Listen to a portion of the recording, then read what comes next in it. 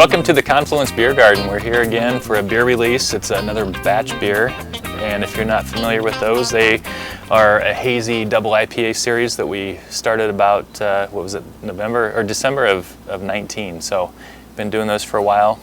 I'm John Martin, co-founder and head brewer here at Confluence, joined by Josh Maxon. I'm production manager here at Confluence.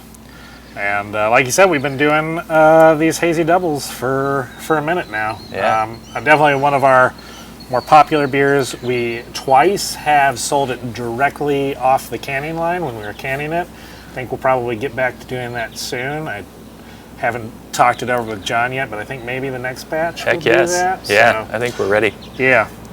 So that's always been fun. Obviously, hazy hoppy beers are generally best enjoyed fresh. We actually do let these sit typically in the can 1 week before we sell them. Just find it helps the flavors kind of blend together a little bit, helps some of that. These have an aggressive amount of hops. We're like not quite at 5 pounds per barrel, but sometimes we push pretty close to that. I know there's a lot of breweries out there that do 8 or 9 or 10 or 12. We're not that excessive. I kind of feel like there's diminishing returns when you go that hard with it, and we get what we want out of 4.5 to 5 pounds per barrel, which is still a lot of hops. If you can see how many hops that is, it's a lot. It is a lot. Let's open it up. Let's talk about the beer. You bet. This particular batch, 1464. This is actually a riff on a previous extinction from, I want to say, late last year, I think. Yeah. And if you watch our other video on Flip and Roll, you'll probably note that was a riff on a previous extinction from a long period ago. So this is a week of hazy, non-extinction beers that are extinction influenced. Yes. This beer features Sabro, Calypso and Motueka hops, and this was my favorite, still is to date, my favorite extinction event we ever produced. I think it's one of the most unique and delicious hazy IPAs I've ever had. It's the combination of the hops is coconut, pineapple, lime, like a little hint of maybe mint or orchard fruit, like an apple or pear.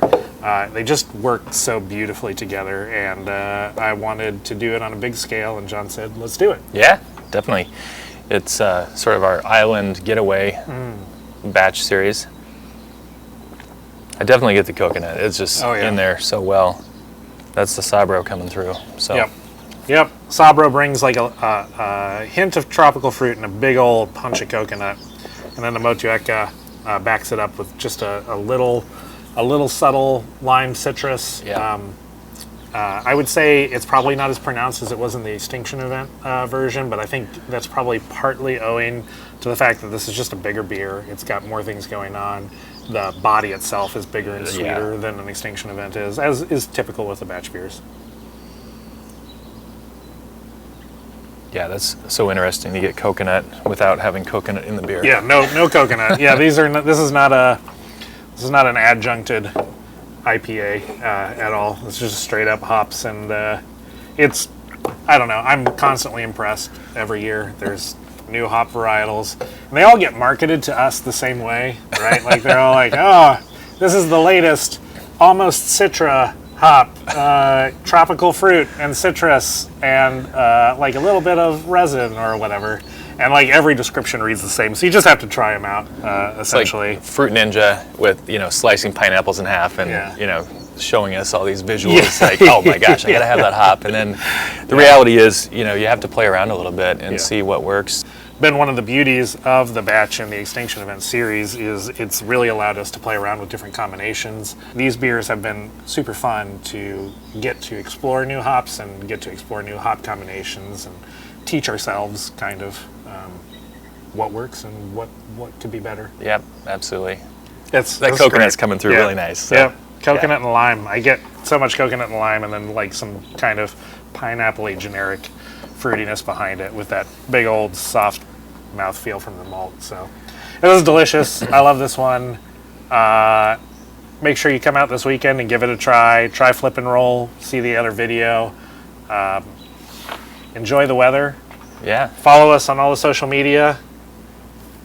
Cheers, guys. Subscribe to that YouTube channel if you would, the Confluence YouTube channel, and then these will come up on your YouTube. On your YouTube, and you can watch it and geek out with us, hopefully. Cheers.